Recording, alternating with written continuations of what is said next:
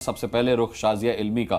शाजिया, आपने कलवे जवाद साहब को अब ताल ठोक के में भी सुन लिया। उनका कहना है कि वो जेपीसी को इसलिए फर्जीवाड़ा बता रहे हैं क्योंकि साफ तौर पर अमित शाह ने कहा है कि बिल तो हम पास करा ही लेंगे, तो जो बिल पास कराने की गारंटी वो अभी से दे रहे हैं उस पर कलवे जवाद साहब को शक है कि ये फिक्सिंग है। उन्होंने ये भी कहा कि जेपीसी में अपने अपने लोग बीजेपी ने बिठा रखे हैं। क्या कहना है आपका?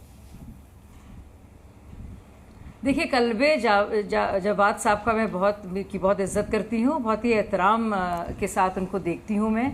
लेकिन मुझे बड़ा अफसोस हो रहा है कि सिर्फ इस बिना पर कि उनकी रिसीविंग ठीक से नहीं हुई और इस आधार पर कि अमित शाह जी ने कहा, गृह मंत्री ने कहा कि हम इसे पास कराएंगे, उनको सब कुछ इसमें बुरा लग रहा है। अब दो तीन बातें मैं आपके समक्ष रखूँ। आप देखिए कि अब ये राजेंद्र सचर कमेटी किसने बनाई थी? हमारी सरकार नहीं थी, आप भी जानते हैं, 2005 की। और उसमें वही सारी बातें हैं जो रिकमेंडेशंस में हैं। और उसमें भी कहा गया है कि 2 औरतों की इसमें नुमाइंदगी होनी चाहिए और एक सीईओ होना चाहिए जो सफिशिएंट रैंक ऑफिसर का होना चाहिए। अच्छा, अब कलवे भाई साहब ने बहुत सारी बातें की। उन्होंने ये भी कहा कि भाई ये तो अफसर करता है। तो क्या हम ये मान रहे हैं और समझ रहे हैं कि अफसर गलत नहीं हो सकता? कि जो पूरा ट्राइब्यूनल बनता है और अगर उसमें जो कोई अफसर है वो भी तो करप्शन कर सकता है, यही तो वजह होगी। और मैं बता दूँ आपको, एक के बाद एक केस बता दूँ। ये जाहिर सी बात है, जब हाजी मतीन और हारून यूसुफ ने, जिनका करप्शन अमानतुल्लाह ने, आयरॉनिकल कितना है देखिए, व्यंग्यपूर्ण इसको मानेंगे आप, कि उनका जो करप्शन इन्होंने उजागर किया और ये सवाल पूछा अमानतुल्लाह ने, क्योंकि वो आ गए, फिर उनकी सरकार आ गई। उन्होंने कहा कि 62 बीघा ज़मीन नरेला में इतने प्राइवेट बिल्डर को कैसे दी गई औने पौने दाम में। अच्छा, अब अमानतुल्लाह खुद जो हैं बेल पर बाहर हैं क्योंकि 14 से ज़्यादा इलीगल अपॉइंटमेंट्स हैं और ना जाने कितनी ज़मीन जो है इधर उधर दे दी गई है और जो पुराने दाम से बढ़ा के दी गई है।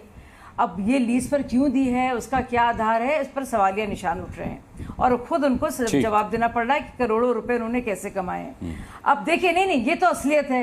अब कलवे जवाद जी क्या कह रहे हैं? क्योंकि अफसर मौजूद है और सरकार को पता था तो इसलिए सब कुछ सही है, इसी को तो ठीक करना है। बल्कि कलवे जवाद जी ने जो कुछ कहा है अभी, वो साफ तौर पर बताता है कि संशोधन की कितनी जरूरत है। वो खुद कह रहे हैं कि अगर गलत हुआ है तो उसमें अफसर भी शामिल है, तो कोई डिनाई इससे नहीं कर रहा है। और जेपीसी अगर ज्यादा भाजपा के लोग हैं, क्योंकि भाजपा के लोग नुमाइंदगी भी ज्यादा कर रहे हैं, पर लेकिन जेपीसी का मतलब ये है कि सलाह मशवरा से सारी बात होगी। अगर डिसेंटिंग ओपिनियन भी होगा वो भी सामने आएगा। तो अभी से मान लेना और कहना सब गलत है, मुझे लगता है बहुत ज्यादा ये ज्यादती है। और मैं कलवे जवाद जी से कहूंगी, कलवे जवाद जी, आप खुद जानते हैं क्या असलियत है और लगातार संशोधन की जरूरत रही है।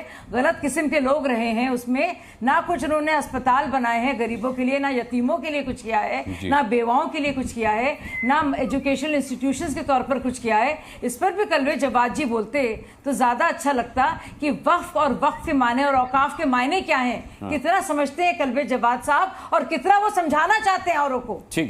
ठीक है, मैं शाजिया आपके पास लौटूंगा, लेकिन मैंने देखा फैज खान साहब जो हैं वो कलवे जवाद साहब के जवाब सुनकर के भी नाम में सर हिला रहे थे और शाजिया की कुछ बातों पर भी उन्होंने इसी तरह का रिएक्शन दिया है।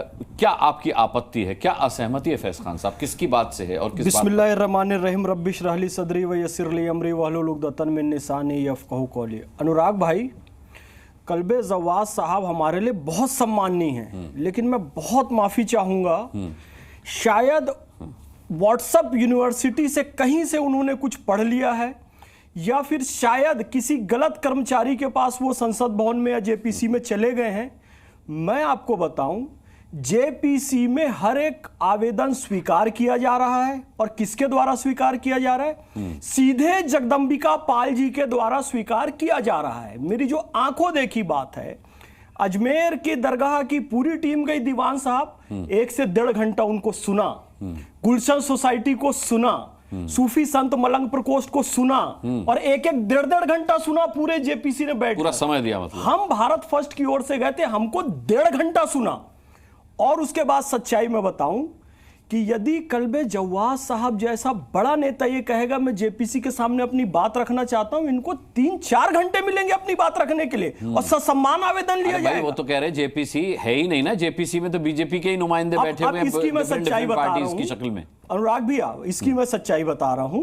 जो बात आपने पूछी कि बीजेपी के लोग बैठे हैं, अंदर क्या चर्चा हुई है तो मैं नहीं कहूंगा, एक मर्यादा है क्योंकि जेपीसी की, ठीक है, वो निकल के बाहर आएगा। जिस इंटेंसिटी से हमारे प्रस्ताव का स्वागत किया बीजेपी और अन्य सत्ताधारी पार्टियों ने, उससे कहीं अधिक इंटेंसिटी से, 10 गुना ज्यादा इंटेंसिटी से विरोध किया, चीख कर चिल्ला कर विरोध किया, हमको भयभीत करने का प्रयास किया विरोधियों ने, फिर भी उनको मौका दिया गया। ये नहीं कि उनको अध्यक्ष जी ने चुप करा दिया, भाई तुम भरपूर विरोध करो, अपनी आपत्तियां रखो।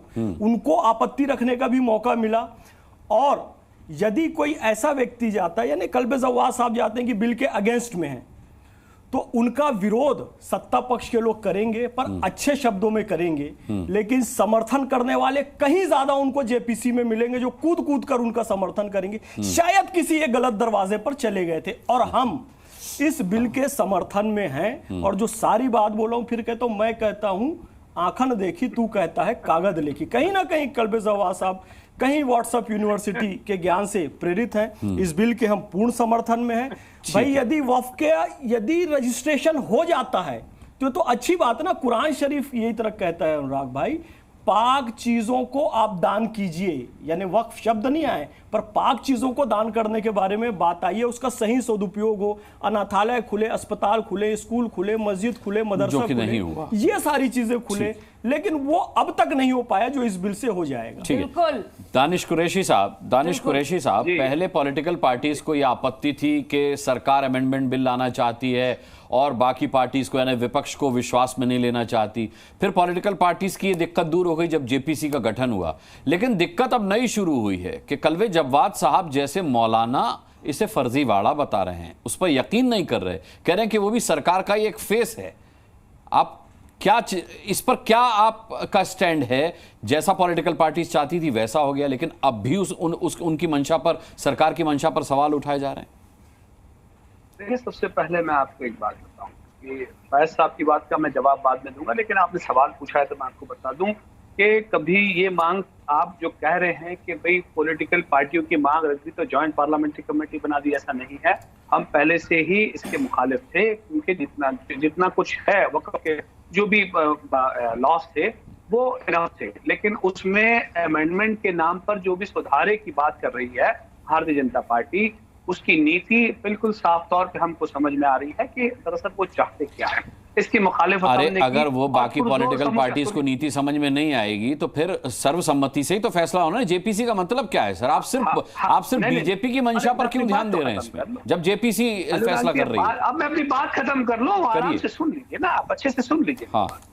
अब सवाल आके ये खड़ा रहा कि इसकी मुखालिफत करने के लिए तमाम लोग इकट्ठा हुए, समूचा विपक्ष इकट्ठा हुआ, उसमें तमाम विपक्ष इकट्ठा हुआ। विपक्ष जब इकट्ठा हुआ तो जॉइंट पार्लियामेंट्री कमेटी बना ली। जॉइंट पार्लियामेंट्री कमेटी बनी और जॉइंट पार्लियामेंट्री कमेटी के बाद आप अकेले कल्बे जवाद साहब की बात छोड़ दीजिए, तमाम all India Muslim personal law board के जितने भी बड़े बड़े उलमा है, तमाम ने उसकी मुखालिफत की है और पुरजोर मुखालिफत की है। और ये जो कंप्लेन जवाद साहब आज जो कर रहे हैं, ये कंप्लेन दूसरे उलमाओं ने भी की है। मैं आपको बताऊं, 19 तारीख के दिन अहमदाबाद गुजरात में एक और प्रोग्राम है all India Muslim personal law board का, उसमें भी पब्लिक गैदरिंग ही होगा। और अगर ये कानून, जिस तरह से अमित शाह का स्टेटमेंट आ रहा है, वो कानून बनाने की कोशिश करेंगे तो हम उसकी पुरजोर मुखालिफत करेंगे। पूरा all India Muslim personal law board, तमाम विपक्ष होंगे, वो तमाम लोग मिलकर उसकी मुखालिफत करेंगे, इसमें कोई दो राय नहीं है। और एक बात मैं कहूं जो फैज साहब ने कही है, फैज साहब ने एक बहुत अच्छी सी बात कही। उन्होंने ये कहा कि किसी गलत व्यक्ति के संपर्क में जो है कल्बे जवाद साहब आ गए हैं, व्हाट्सएप तो यूनिवर्सिटी क्या किया जा सकता है? सुनिए सर, सुनिए, नहीं उन्होंने वही कहा, नहीं उन्होंने ये कहा कि भाई कोई मुलाकात करने जो भी जेपीसी के लिए गया होगा, प्रॉपर चैनल से नहीं गए होंगे, उनकी बात। अच्छा, मैं खत्म कर दूं। फैज साहब सुनिए, बहुत मजा आएगा आज आपको सुनने में, बहुत अच्छी बात है। कल्बे जवाद साहब को किसी गलत व्यक्ति का वो हो गया, उनका परिचय हो गया, तो क्या फिर अब लोकतंत्र बंद कर दिया जाए कि कोई गलत व्यक्ति ने ऐसा कह दिया? इसी तरह वक़्फ़ भी खत्म नहीं किया जा सकता। कोई व्यक्ति अगर गलत है तो उसको उठा के आप जेल में डाल दीजिए। दानिश कुरैशी या ऑल इंडिया मजलिस इत्तेहादुल मुस्लिमीन बचाने नहीं आएगी, लेकिन इसलिए आप उसको खत्म, पूरे एक्ट को खत्म करने की या उसको अमेंड करके सुधार करने की बात करेंगे जो समाज के लिए नुकसानदेह है, उसकी मुखालिफत पुरजोर तरीके से हम करेंगे। फैसला मेरे भाई, एक मिनट आप पढ़ लीजिए, उस मसौदे को खत्म नहीं किया जा रहा है, उसमें सुधार किया जा रहा है कि वक्त की संपत्तियों का सही उपयोग हो जाए, इसलिए सुधार किया जा रहा है। उसमें महिलाओं को लिया जा रहा है, 2 हिंदू सदस्यों को लिया जा रहा है, उसका सुधार किया जा रहा है। हिंदू सदस्यों को हिंदू मंदिरों में लिया जा रहा है, मुसलमानों को क्यों लिया जाएगा हिंदू सदस्य, जबकि वो पहले से था। हासिक भाई आपको मिलाता हूँ तो क्या लोकतंत्र खत्म कर दिया जाए देश में? अरे लोकतंत्र खत्म नहीं हो रहा है, सबसे विचार लिए जा रहे हैं वहां पर बुलाकर। आप भी जाइए, अपना विचार दीजिए। और सबसे ज्यादा जेपीसी में ऊंची आवाज में जो बोल रहे हैं वो आपकी पार्टी के ओवैसी जी ही बोल रहे हैं। जो उसके समर्थन में जा रहे हैं उनको डराने धमकाने का भी काम कर रहे हैं। कहते हैं तुम पढ़े लिख कर नहीं आए हो, तुम लोग किसी और के एजेंट हो, इस तरह की बातें वहां पर कर रहे हैं। लेकिन हम लोग पढ़े लिखे समझदार लोग हैं साहब, हम लोगों ने अपनी बात रखी। परम आदरणीय जगदम्बिका पाल जी ने उसका स्वागत किया, सम्मान किया, हमसे सम्मान लिया। आप भी जाइए थ्रू प्रॉपर चैनल, आपकी बात भी सुनी जाएगी। कि कितना प्रेम है आरएसएस को, राष्ट्रीय मुस्लिम मंच उसकी विंग है, सारे देश को पता होना चाहिए। अरे तो